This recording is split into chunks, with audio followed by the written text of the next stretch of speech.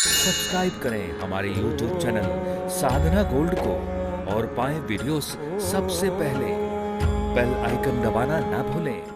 एक सांप था, बूढ़ा हो गया था। एक बार किसी ने पत्थर फेंका तो वो सांप को लगा और सांप को लगने से वो सांप को घाव हो गया। घाव होने से सांप एक तो बूढ़ा हो गया, ज़्यादा तेज चल नहीं पाता, और घाव और हो गया। तब सांप को बहुत सारी चींटियां लगने लगी और चींटियां लगी ना तो सांप तड़पने लगा। वो बार बार मुंह से अपने चींटियों को झड़ाए, पर कितनी झड़ाए, चींटियां तो चींटियां बहुत सारी हैं। चींटियों ने उसको जिंदा खाना शुरू कर दिया, तड़प रहा था।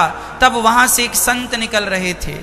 संत ने देखा कि सांप को चींटियां खा रही हैं, तो सांप ने संत जी से हाथ जोड़कर कहा, संत जी ये बगल में पत्थर पड़ा है, जरा उठा के मेरे मुंह में मार दीजिए। संत जी ने कहा, मैं क्यों मारूं महाराज, मुझे मार डालिए, मैं मरना चाहता हूं। क्यों मरना चाहता है? देखो ना कितनी सारी चींटियां लग गई हैं, ये मुझे जिंदा खा रही हैं, मैं बहुत दर्द में हूं, बहुत पीड़ा है। एक बार मैं मर जाऊंगा तो कम से कम ये चींटियां मरने के बाद खाएंगी तो तकलीफ नहीं होगी। महाराज बड़ी कृपा होगी, ये पत्थर उठा के मेरे सिर पे मार दो, मार डालो मुझे। संत ने कहा, भैया देख, यदि मैं तुझे मारूंगा तो तू तो मर जाएगा, लेकिन तुझे मारने का पाप मुझे लग जाएगा। मैं क्यों किसी की, आज तक मैंने किसी की हत्या नहीं की, मैं तेरी हत्या करके पाप क्यों सिर पे ला दूं? देख मुझसे अपराध नहीं होगा।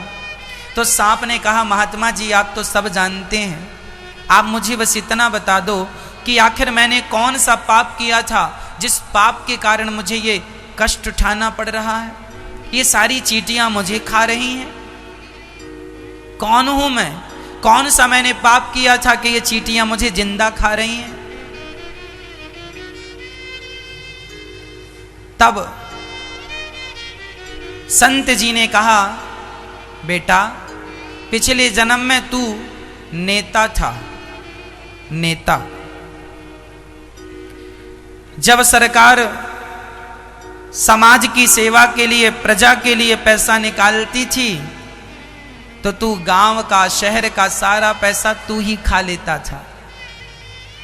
लोगों का पैसा, लोगों के नाम का पैसा तू खा लेता था। प्रजा बड़ी दुखी रहा करती थी, तूने लोगों का खून चूस लिया था। वही प्रजा ये चींटियां हैं और वही नेता तू है। तूने इनका खून चूसा था, इस जन्म में ये तेरा खून चूस रही हैं। किए का दंड देर सवेर मिलता जरूर है। ईश्वर के घर देर बहुत हो सकती है पर अंधेर नहीं हो सकती। जैसा किया है वैसा भोग रहा है। इसलिए मेरी मां, तुम ना गलत करना, जमाना कर रहा है करने दो। वो अज्ञानी है, वो ना समझ है, आप तो समझदार हैं, आपको तो ये ज्ञान है।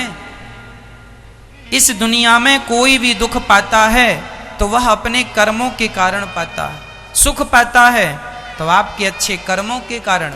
आपने किसी जन्म में अच्छे पुण्य किए थे जिसका परिणाम इस जन्म में आप सर्वगुण संपन्न है, अर्थात सुखी हैं। भगवान ने धन भी दिया है, पद भी दिया है, प्रतिष्ठा भी है, सब थोड़ा थोड़ा ईश्वर ने दे रखा है। खाने को रोटी है, पहनने को कपड़े हैं, रहने का घर है, समाज में नाम है, ये सब तुम्हारे पुण्य से मिला है, किसी जन्म के पुण्य से।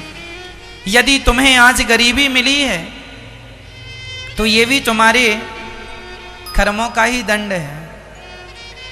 तुमने जो पाप किया है उस पाप का फल तुम्हें इस जन्म में गरीबी के रूप में उठाना पड़ रहा है। पर कोई बात नहीं, गरीबी अमीरी जो है, जो पिछले जन्म में किया था सो अब मिल रहा है। अब अच्छा करते चलो ताकि अगला अच्छा हो।